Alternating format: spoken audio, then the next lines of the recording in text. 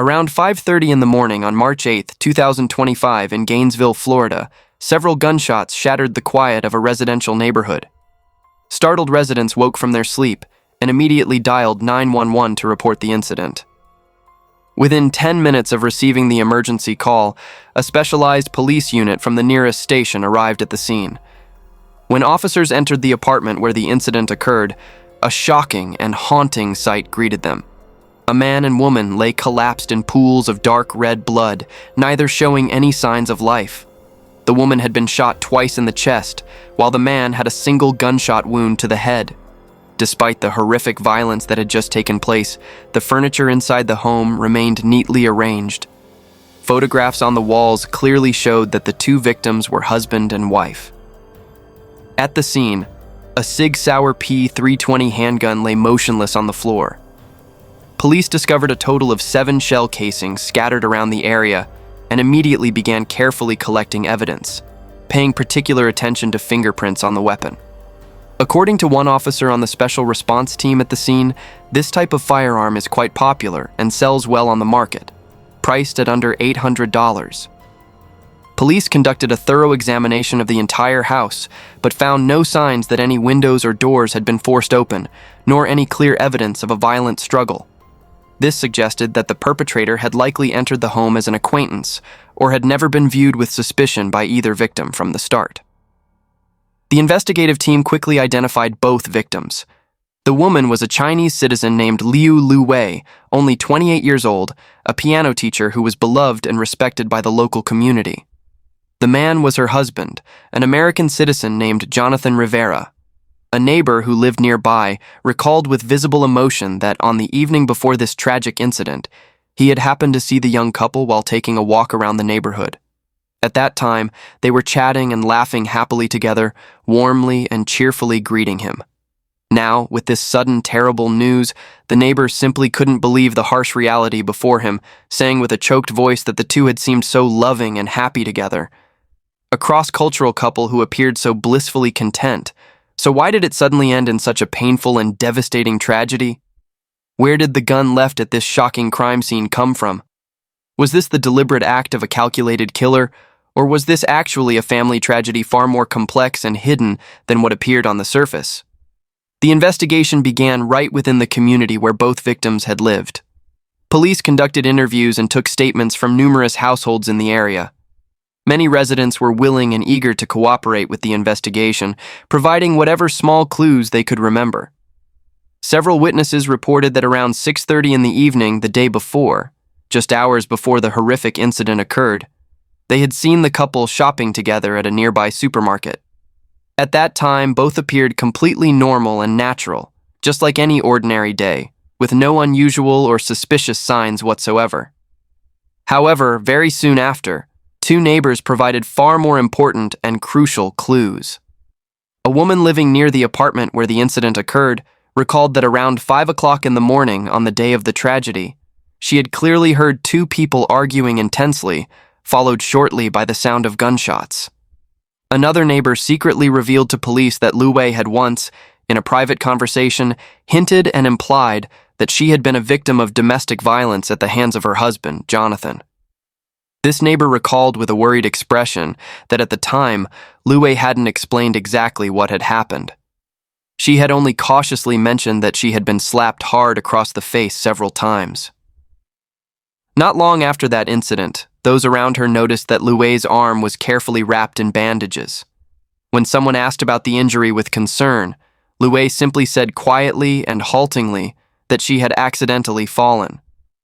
But at that moment, her eyes cast downward in avoidance, along with her hesitant and unnatural voice, inadvertently revealed a deeply unsettling truth hidden beneath the surface. As the investigation deepened, investigators gradually pieced together the missing fragments, slowly lifting the veil that concealed the dark corners and unknown truths of this marriage. An old police call record from December 2011 was unearthed, revealing additional noteworthy and concerning details about the true nature of this relationship. According to the record, at that time, police had received an emergency report that a couple was having a violent argument with signs of physical assault in a movie theater parking lot. When officers arrived at the scene to intervene, they saw Luwei standing there with one hand covering half her face, her cheek visibly red, a bit of blood at the corner of her mouth, her entire body clearly in a state of fear, anxiety, and trembling. The situation appeared serious and alarming. All signs pointed to a typical case of domestic violence requiring immediate intervention. But ultimately, this incident didn't end with an arrest or legal action as it should have. After questioning and assessing the situation, Luwei chose to reconcile and assured police that things weren't as serious as they appeared, that it was just a misunderstanding and minor accident caused by both of them getting too emotional during an argument. She pleaded that this was just a private matter between husband and wife, and that she didn't want to take things any further. Although the officer at the scene still harbored doubts about this overly simple explanation, still felt something wasn't right and worried about the woman's safety, without sufficient evidence and, more importantly, without cooperation from the victim, he could ultimately only respect the decision and wishes of those involved, allowing the two to leave. This previous domestic violence record, which had never been widely publicized or given proper attention, now when viewed in light of the current tragedy, showed that it had quietly laid the painful groundwork and foreshadowed today's disaster. As key pieces of physical evidence were successively confirmed and carefully analyzed, the investigative team's initial assessment gradually became much clearer and more coherent. The Sig Sauer P320 found at the crime scene, after checking weapons purchase records, was confirmed to have been purchased by Jonathan in April 2012, with all proper registration paperwork in order and clearly no procedural violations. Forensic experts then conducted meticulous extraction and analysis of fingerprints on the weapon, and the results showed only one complete set of fingerprints on the surface of the gun, and that set belonged precisely to Jonathan, with no other fingerprints present. Even more importantly and decisively, after ballistics experts conducted detailed analysis, they determined that the position and angle of the bullet wound to Jonathan's head was entirely consistent with the typical characteristics of a self-inflicted gunshot suicide, not the result of a struggle or being shot by another person. This series of physical evidence and rigorous forensic analysis all pointed toward a fairly clear and well-founded initial conclusion. Jonathan had very likely, almost certainly, taken his own life immediately after shooting Luwei to death in a fit of rage and loss of control. This appeared to be a classic murder-suicide case, where the perpetrator couldn't face the consequences of what he had done. Additionally, another noteworthy detail was discovered by police when investigating Jonathan's financial activity in his final days. Just 3 days before the tragic incident, Jonathan had made a rather unusual and suspicious financial move that wasn't easy to explain. He had gone to the bank and withdrawn from his personal account a large sum of $9,800 in one transaction. What was particularly striking and strange was that the total balance in his bank account at that time was just under $10,000, meaning this withdrawal was essentially a clean-out operation, taking nearly all the liquid assets he had left. The question arose, what was he preparing for with this money? Was he planning to flee far away after committing the crime, with this money funding his escape? Or was he intending to leave this money for someone important, perhaps family or loved ones, before carrying out an irreversible act? When the outer shell of a seemingly happy and fulfilling marriage shattered completely, it left behind only a chaotic mess of painful fragments. Luwei was born in 1982 in Yunfu City, Guangdong Province, China. From childhood, she was a diligent student who harbored dreams of music. She graduated with excellent marks from the music program at Central China Normal University. In 2015, at 33 years old, she decided to travel alone to the United States to pursue a master's degree in music and arts at Columbus State University, opening a promising new chapter in her life. Her advisor, renowned pianist Henry Kramer, later recalled his student with emotion, sharing that she possessed exceptional musical talent and was one of the students with the greatest developmental potential he had ever had the honor to teach. Throughout her studies, Luwei had opportunities to perform piano in various countries, bringing her music to international audiences. On stage, she always displayed confidence, ease, and deep emotion, captivating all who listened. Just 1 month before the tragedy, she had given a brilliantly successful performance at a Chinese New Year celebration for the Chinese community in Florida. The applause that erupted from the audience was enthusiastic and prolonged. Many in attendance had been mesmerized and won over by her wonderful playing skills and her gentle, graceful demeanor. In that shining moment, not one person present could have imagined that a young woman so full of artistic spirit, vitality, and promising future would die so tragically and painfully just a few short weeks later. Her sudden and tragic passing left friends, teachers, and relatives everywhere deeply grieved and shocked. Her family in China, in a state of anguish and despair, couldn't make it to the United States in time due to complicated and time-consuming visa procedures to personally handle funeral arrangements for their beloved daughter. Therefore, Professor Henry Kramer, who had guided her and treasured her talent, took the initiative to launch an online fundraising campaign to prepare a proper funeral for her and help the family through this difficult time. Remarkably, within less than a week of the campaign being announced, donations exceeded $10,000, demonstrating the deep affection people held for her. Former classmates, familiar neighbors, colleagues, and those who had come into contact with her all left sincere condolences one after another, expressing their infinite sorrow and deep remembrance for a kind, talented woman who had left this world far too soon. Behind those moving words of condolence, a heartbreaking and haunting question gradually arose in everyone's minds. A girl so bright, gentle, kind, with exceptional talent and a promising future. What exactly had she experienced in her marriage? What had led to this horrific tragedy? According to reports, Luwei had been introduced to Jonathan Rivera, a former U.S. military serviceman, through mutual friends.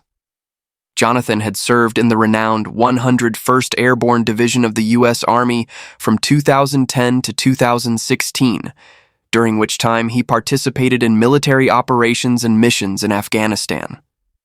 After being discharged and returning to civilian life, he transitioned into a career as a real estate agent with initially stable income. His military background, combined with his masculine, strong appearance, had deeply attracted Luwei from their very first meetings, while her gentle, graceful, and feminine charm had captivated Jonathan completely. A romantic, cross-cultural, cross-national love story began to blossom from there. After officially marrying, Luwei smoothly and quickly obtained a marriage-based green card, becoming a legal permanent resident of the United States and opening up bright prospects for her future. She started a piano teaching business from her own home, and with her exceptional talent and likable personality, she attracted quite a few families in the local community to enroll their children for lessons. Her life seemed to be progressing steadily and hopefully in exactly the direction she had once imagined and dreamed. But beneath that happy, peaceful surface, dangerous cracks had quietly begun to spread without anyone noticing in time. According to what a close friend of Luwei later revealed to police and media, after being married for some time, Jonathan gradually revealed a gloomy, withdrawn personality with a strong tendency to control his wife. He disliked social interaction, didn't want her participating in community activities, and began imposing increasingly strict restrictions on his wife's circle of friends. He particularly and vehemently opposed her maintaining contact and relationships with her Chinese friends and didn't hesitate to use her green card status as a means of threatening and controlling her. Whenever the two argued about anything, he weaponized her still unsettled immigration status for psychological control, while using harsh words, even insults and verbal abuse, to hurt and frighten her. It was also around this time that Jonathan's career began to decline. During the COVID-19 pandemic, the real estate industry faced unprecedented difficulties, and he lost his stable source of income for an extended period. The situation worsened when in November 2024, due to suspected fraudulent behavior toward clients in real estate transactions, his real estate broker's license was revoked by authorities, meaning he was completely unemployed and had lost his sole means of livelihood. Life spinning out of control and an uncertain future made him increasingly irritable, sensitive, and prone to emotional outbursts. And sadly, Luwei gradually became the outlet for his anger and negative emotions. Arguments between them became more and more frequent, and the level of violence also gradually escalated over time in an alarming pattern. On one occasion, in a complete loss of emotional control, Jonathan pulled out a gun and threatened Luwei right in their own home, warning in vicious and crazed language that he would kill everyone. She was so terrified that her entire body went weak, collapsing on the spot in utter panic. But immediately afterward, as if he were a completely different person, Jonathan suddenly burst into tears, knelt before her to apologize, explaining that the pressures of life had become too overwhelming, that too many things were weighing on his heart, and he had momentarily lost control.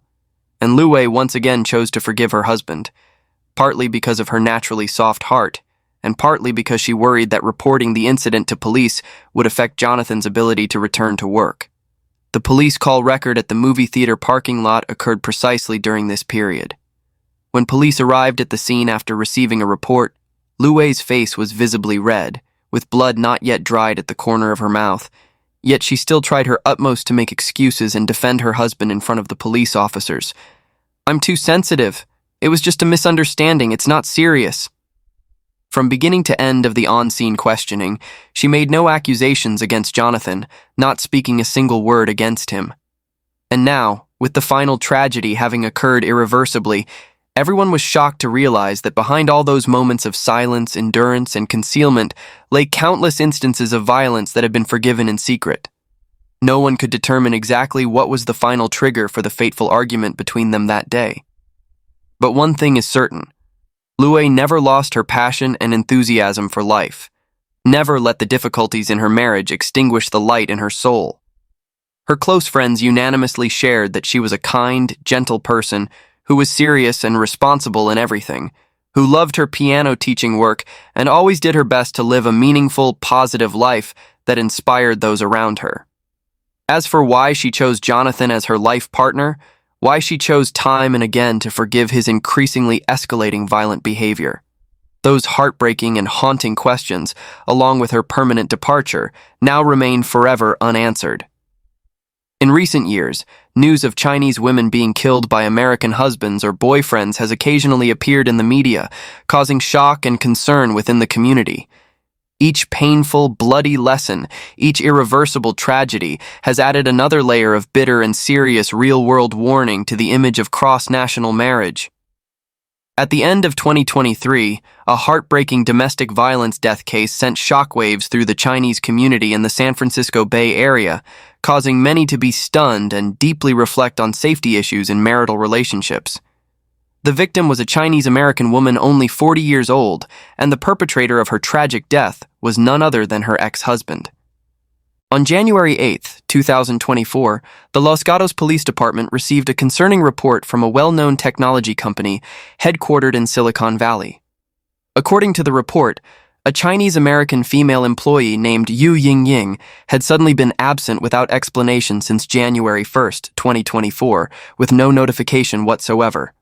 Calls went unanswered, text messages received no reply, and close colleagues and direct supervisors had tried every means to reach her, but were completely unable to make contact, leading everyone to suspect she may have disappeared under unusual circumstances or met with misfortune.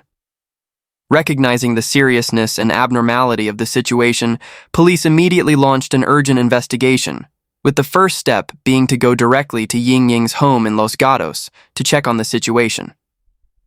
The person who opened the door for police was Yingying's husband, a 56-year-old American man working as an engineer named Yeager. He worked at a well-known technology company in Silicon Valley with a stable salary. To outside observers, he appeared to be the model of an ideal spouse that many would envy.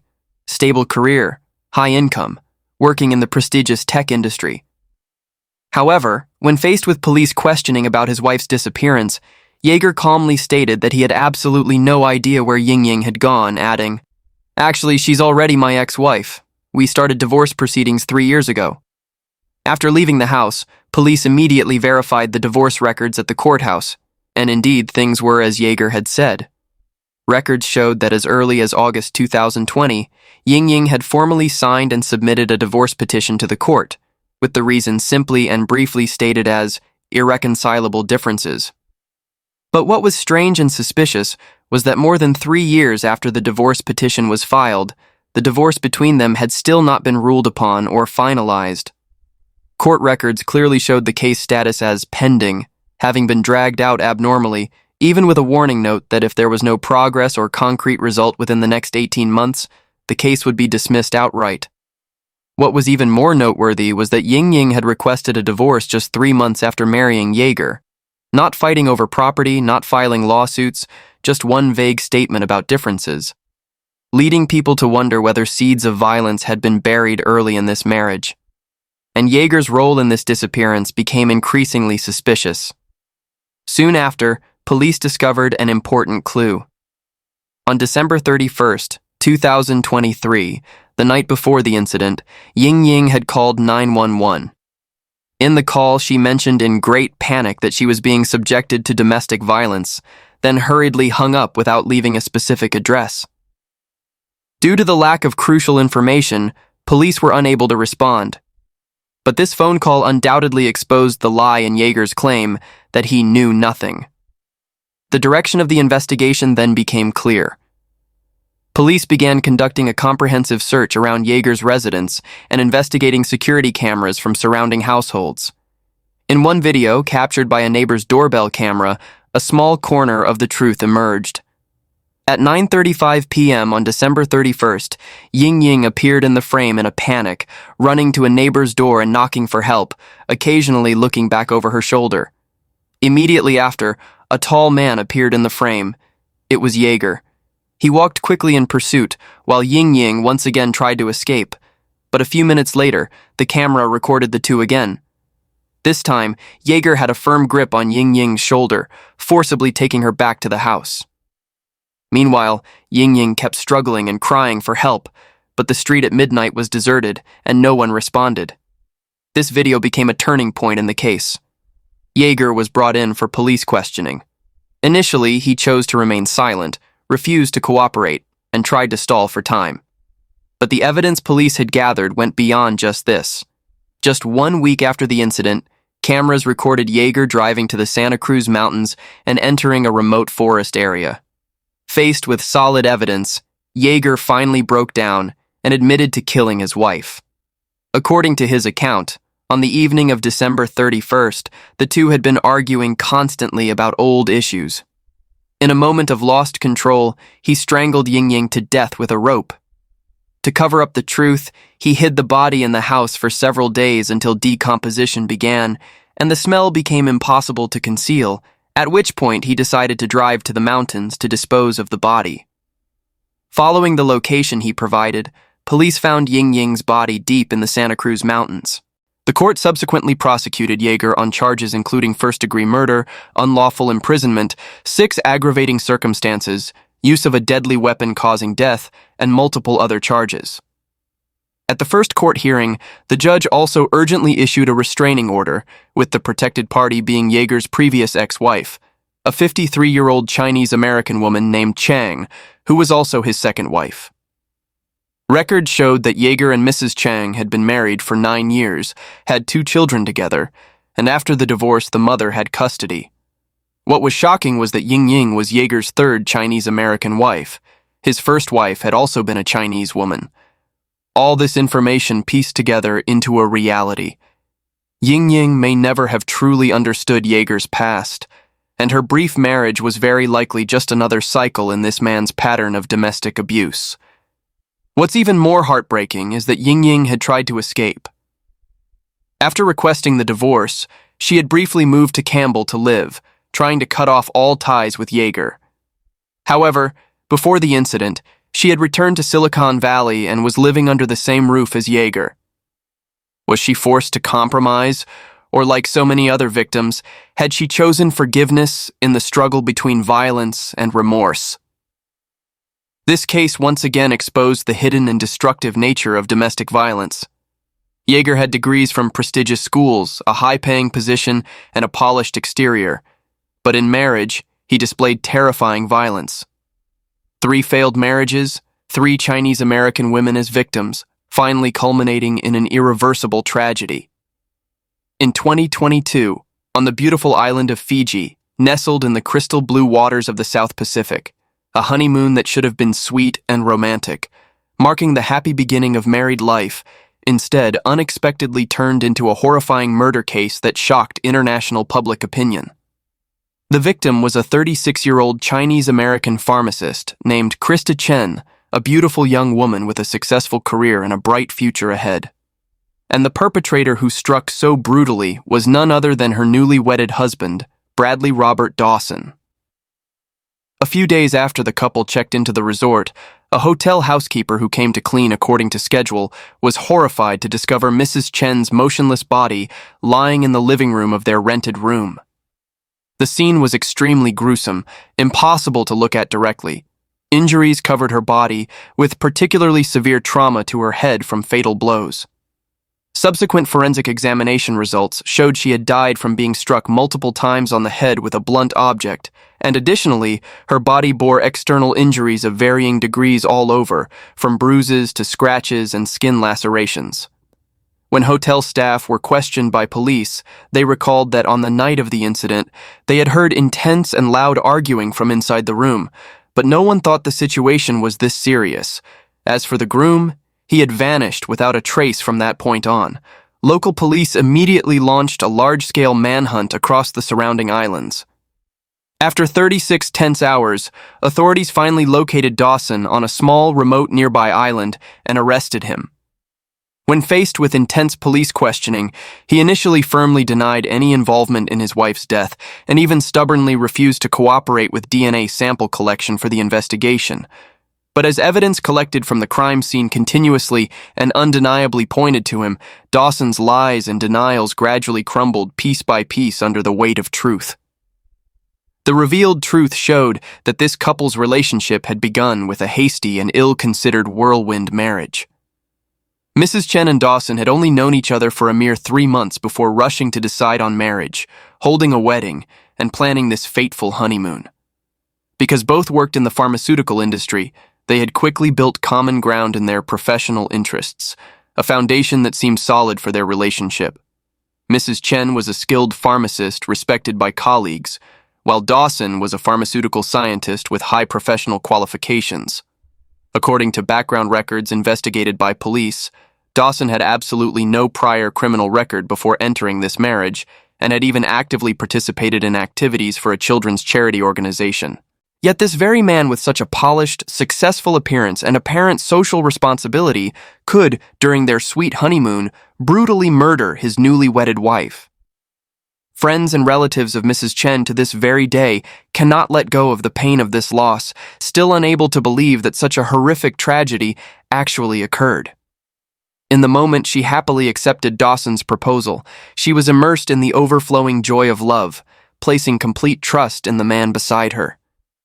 As for the upcoming trip to the paradise island of Fiji, she was full of hope and eager anticipation for the beautiful memories that would be created. How could she have thought?